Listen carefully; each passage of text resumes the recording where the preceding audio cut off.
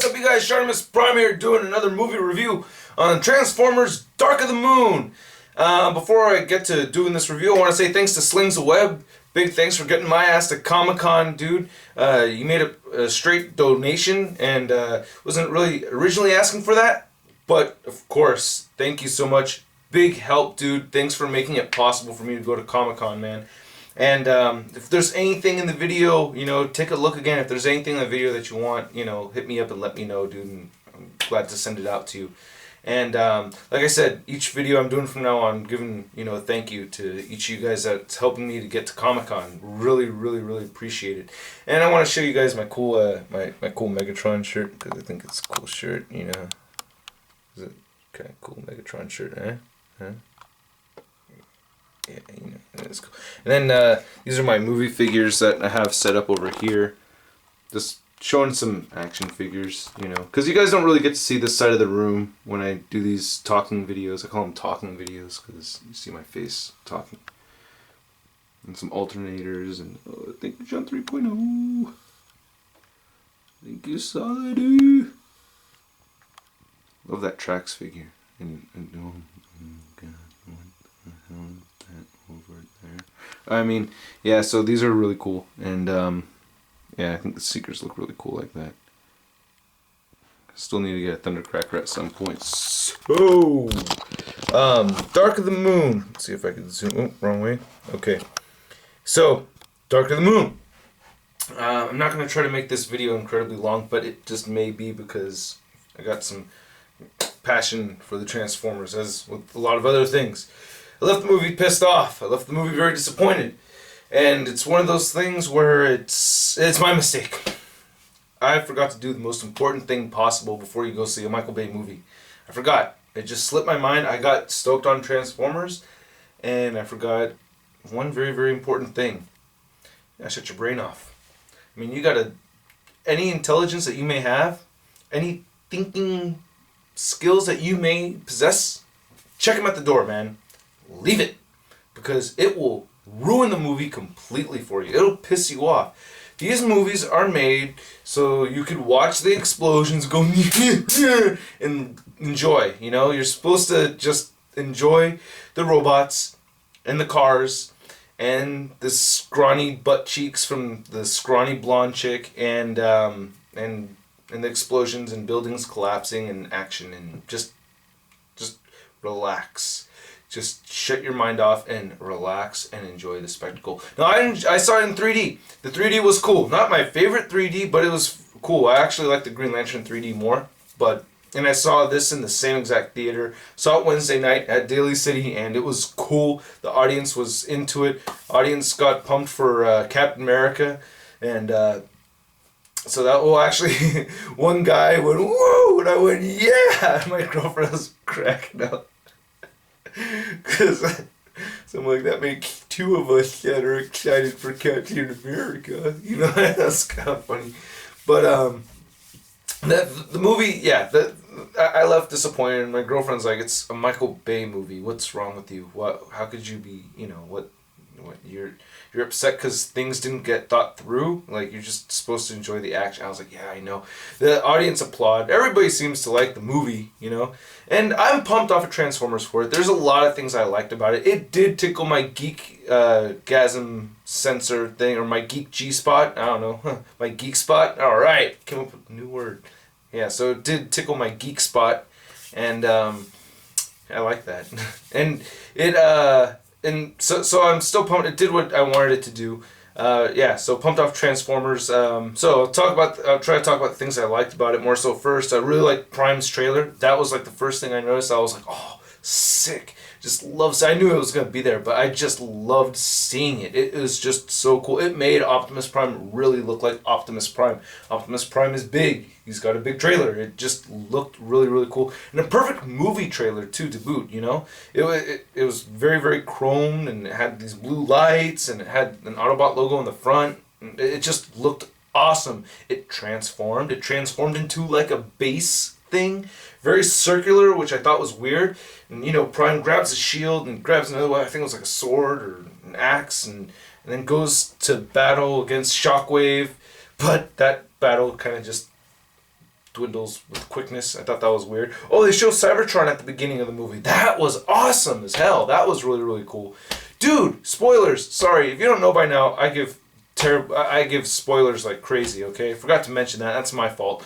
Spoilers, spoiler alert. So far I've just ruined that they show Cybertron and that there's Prime's trailer with the weapons. So not too bad, but spoiler alert, big time, okay? I thought the actors were great. I actually really liked the actors a lot in the movie, and which is really, really important because they kind of, they're in the movie a lot.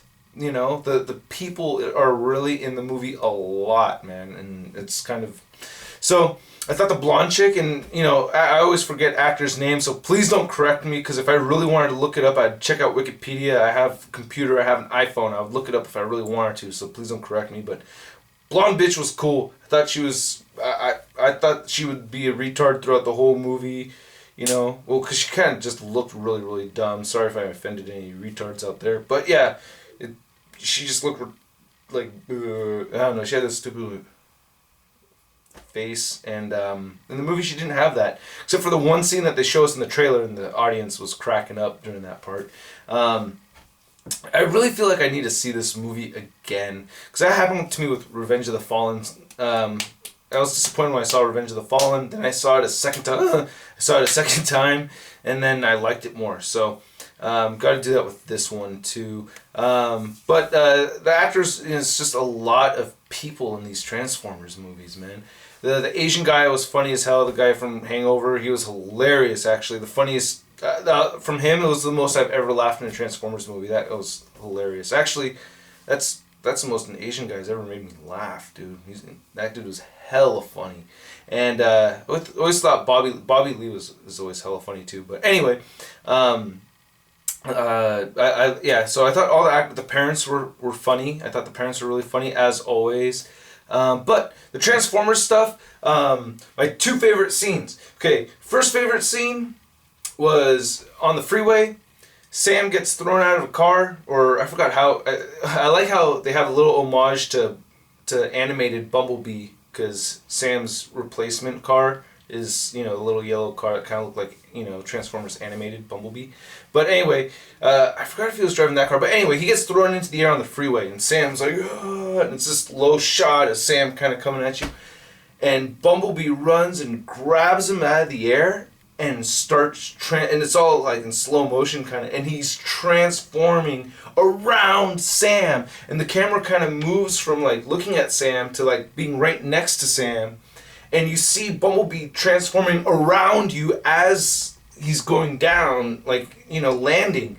Oh man, that was so cool, dude. You just see the parts going, and at the same time the background, and then like when he finishes transforming, it's just Sam in the past, just like, ah! He's still screaming. It was awesome, man. That was really, really cool, because that's something that you can only really do in a Transformers live action movie. That I'm just really, really glad that they did that. That was awesome as hell. Another scene I really liked was Megatron, Soundwave, and Starscream all having their meeting in the desert. You know, that was pretty cool. And then Laserbeak shows up and lands on, you know, on Soundwave's arm and stuff. You know, hit my geek spot. You know, I thought that was really, really awesome. And that's okay. The geek spot thing kind of sounds gross to me now. I'm gonna keep using it. And I thought Laserbeak was really, really cool throughout the movie. Laserbeak was really, really awesome. He could transform into anything, though. And I was like, what? Really? I mean, I guess it's cool because he can get his job done. But just having a transformer that could just transform into anything, kind of like, I don't know, kind of, yeah, whatever. And Sentinel Prime was really, really cool. I thought it was great, you know, having Leonard Nimoy in the movie.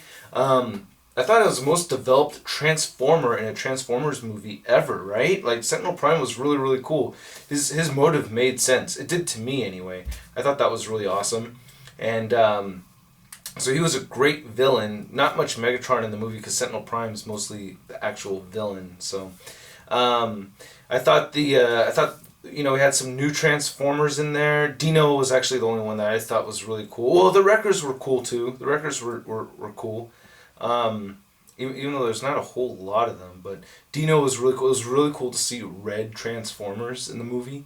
especially because there's a lot of them in G1. So to finally see, I thought it was Cliff Jumper at first. Everyone says it's supposed to be Mirage, but I thought Cliff Jumper or Wind Charger maybe, but it's supposed to be Mirage somehow. I don't know how you guys got that. Maybe just TFW 2005 or whatever said it, but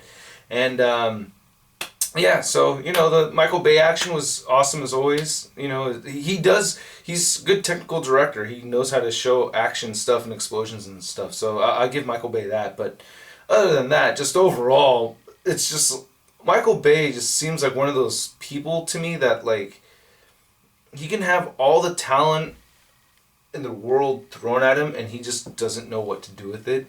Because it's like he has what he can do and he uses that. But like he had all these great actors and you have all these voice actors that are incredible.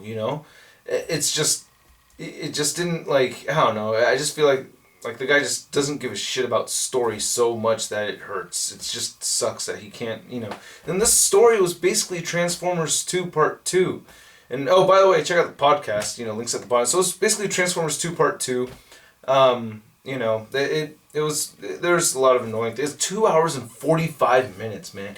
And for 2 hours and 45 minutes, I was really hoping to see a lot more Transformers, especially because it's turned into like an alien invasion movie. Because at the end, the Chicago gets taken for some reason. Transformers want to take over Chicago. Forgot exactly why, but there's parts where I just spaced out. There's big chunks of the movie where I'm like, what the fuck am I watching, dude? Like, what is this? I feel like I'm just watching like this mess of scenes. And I think it's 2 hours and 45 minutes because no one edited the movie. And I feel like they ran out of time making it. Because that's kind of what happened with Transformers 2. And I think that's what happened with this one, is they just didn't have time to edit it down. And it needed to be edited. Definitely wish there was a lot more Transformers. Now I'm definitely getting to the cons now. And yeah, it feels like he's kind of such a kid because he hella shows off this, this hot chick, and she's hot and everything, but really skinny, man. I don't know. It's cool to see, it's cool to see, but I like a little bit more meat on the bones because, I don't know, come on, man, you don't want to squeeze that shit. Like, that skinny ass would hurt my fucking pelvis. All right, well, anyway, and then and then what was I gonna try to say? Shoot. Yeah, so yeah, and then he shows off all these cars and everything. I thought, I thought actually all the humans in the movie were cool, but there's still too many humans. Sorry if I repeat myself. Oh, Shockwave was a huge disappointment. Shockwave was in the beginning, and like that scene at the beginning when Prime grabs his shield and his weapon, they don't really even fight. It just happens for a couple of seconds. And that kind of shit happens a lot in the movie, like especially like towards the end when Megatron and plastic bag.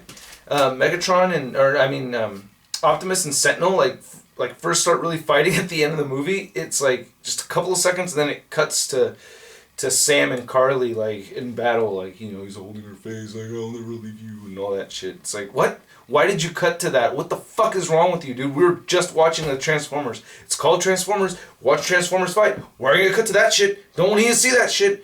God damn it, man. That pisses me off, dude. Hell bad. One thing that really, so like the things that like they didn't really think through that really bothered me is like, I guess 2 points that really bothered me a lot is Ironhide dies in the movie, and it's not so much that Ironhide dies, but it was just really, really weird that no one acknowledged Ironhide's death. Like, there was nothing said about it. He dies a gruesome death, and nobody says anything. It is not acknowledged at all whatsoever. It's like nobody's like, hey, what the fuck is Ironhide? Have you guys seen Ironhide? Like the right-hand man of our leader, like, he's not here. Anyone see him? Like, nobody says anything about him being dead. God, that's messed up. At least in the first movie when Jazz dies, they hold his corpse and stuff. There are 2 parts of it and everything, but no mention of Ironhide. And then there's this whole thing where, the Autobots, get sent out into space and they get in this big rocket and, Starscream shoots it down. So the Autobots are destroyed, and now the huge alien takeover can occur, and they start taking over Chicago, right? They took over a lot of Chicago. There was a lot of deaths, and that's actually a cool thing about this movie is that it is more gruesome, but there was a lot of killing, and a lot of buildings being destroyed and stuff, and our Autobots weren't there, but no, they weren't. They were hiding out in a bunker, right? waiting for what exactly? For almost the entire city to be destroyed? What the hell, dude? Like, it makes the Autobots look like a bunch of idiots. Like, or Prime anyway. It makes Prime look like an idiot because it's like they're watching all this happen then, and you know, like was like I don't know. They were just like, should we go now? Like, oh, no, not yet. Like, not enough buildings have been eaten and not enough people have died for us to show up. You know, like what? Like that. Oh, that was mad stupid. And then Prime gets tangled up in those wires for hella long. Oh God. And then the Wreckers are trying to help. Dude, there's a long time. There's a long period of time where Prime is tangled up in these cords, and the Wreckers are trying. So not only is it like weak that Prime can't get himself out of there, but the Wreckers come and help him, and after they go to help him, it still takes hella long. It's like, wow, way to make it made him look like douchebags. It made him look hella weak. Like, you guys are supposed to save the planet. We're fucked. You know what I mean? Like, that was really bad. Barely any Megatron in the movie. But like Megatron, I'm like I leave the movie thinking Sentinel Prime was the main bad guy, but it's supposed to be Megatron. And Dionysus mentioned something about, so Megatron gets reformed into a truck, right? So he has a complete makeover. He's into a truck, but his face is still hella jacked. It's like his whole body changed, but the face right here is still jacked. That doesn't make any sense, but whatever. You know what I mean? Felt like Skids and Mudflap got replaced very, very easily by Wheelie and Brains. Is that other one? I like how the Transformers just show up. Brains. Very much the same characters. They very much do the same exact thing as they did as Skids and Mudflap. Because I think Sean Long mentioned that like the voice actors are even the same too. That you know, they defeat Devastator, Skids and Mudflap, and this one Wheelie and Brains defeat like the mothership or some shit. You know what I mean? Like, okay, yeah. Same exact thing. I think the thing that bothered me the most though in this movie is the victory of the hero, Optimus Prime. So Optimus and Sentinel get in this fight, and Sentinel Prime defeats Optimus Prime. He has his arm cut off, and he's got this blade into Prime's neck like this, man. And now I never read any of the comics, the Dark of the Moon comics, so I don't really know, but. I think Sean said something about like them making an alliance. But anyway, Sentinel's about to kill, or Megatron and Prime making an alliance. So Sentinel's about to kill Optimus, right? And out of nowhere, for no reason whatsoever, just totally goes against the character's motive 100%. Megatron steps in and kills Sentinel Prime. And to save Optimus Prime's life. What the hell? That is so bizarre to me. Like, wait, he just did a complete 180. What the hell is that? And then Prime, right, turns around and kills Megatron. Like, what? That was like the first one was like, wait, what the fuck? And then the second one was like, wait, what? Like, how are you gonna just kill him like that? And I was talking to my brother about this, and I thought of Pulp Fiction. Like, this totally reminds me of Pulp Fiction. First off, if any, and I'll explain earlier, but the thing is, for me, dude, I don't care, like, there's not I don't really have a huge list of people that I really don't like in my life, but anybody, I don't care who they are, if I got my arm cut off, and I'm bleeding on the floor, and I got a knife in my neck, right? The guy's about to kill me, and somebody saves my ass, I don't care who the fuck you are, I'm gonna give you a second, man. We're gonna talk for a minute. Figure something out, how to sort this shit out, because as much as I hate you, you just saved my life, dude. So we gotta figure some shit out. And it reminds me of Pulp Fiction in the sense, I forgot the actors and the characters' names, but Bruce Willis and the big black dude, right? Oh, what was that name? The name. But you know, the big black dude in Pulp Fiction with the briefcase and shit? Bruce Willis and that black dude hate each other, you know what I mean? Fucking Bruce Willis, like, ran a car into him. They're enemies, man. But, black dude's getting ass raped, okay? And Bruce Willis comes in with his katana and kills the dudes, right? Cuts the guy, or shoots the guy in the balls and shit, right? No, that was a black dude who did that. But basically, Bruce Willis saves a black dude while he's getting ass raped, okay? And sure, I'm sure they would have killed him after they had their fun with his culo. But the thing is like, these are bad people, right? Like, this is a boxer that, tried to rip off this other bad guy, this black, like, even the bad guys, right? Or like, you leave town, we cool. You know what I mean? Like that is that we cool. You know what I mean? And they kind of like, just don't ever come back. He's like, you get your ass out of here and you don't ever come back. Like, he spared his life. Like they kind of have an understanding because he just saved his ass, you know? Of course, you know, the territory had already gotten broken into, but still, it could have been so much worse. They could have killed him. Bruce Willis saved him. And Black Dude's like, okay, like, we just go our separate ways. You don't think, like, Prime would have given at least Megatron a second to, like, maybe sort some shit out like that? Or at least tell him, like, thank you for saving my life, but I will still never side with you. Battle! You know? But no, nothing. Like, there's barely any dialogue. He just kills him, man. I was like, what the fuck, Prime? Dude, that's not Optimus Prime, man. That's, you know, the guys in the podcast are making the argument like, oh, well, you know, he would know that Megatron would only did that, you know, for evil purposes, whatever. But he didn't even hear the motherfucker out. He didn't even listen to him. I just thought that was whack. It just... Think. Don't do it. You know, thinking. Don't do that, man. Like, I'm telling you, don't think in the fucking movie, man. Don't think about anything. Because if you think for a second, like, wait, if that was me, no, don't do that. Just watch and look at the explosions and applaud at the end of the movie. Just, that's it. That's all you need to do. So it's hard for me to do that, you know. So I got to see the movie a second time because I'll expect these things coming. There's a couple of other things that bothered me about the movie. Barricade shows up out of nowhere. What the hell is that?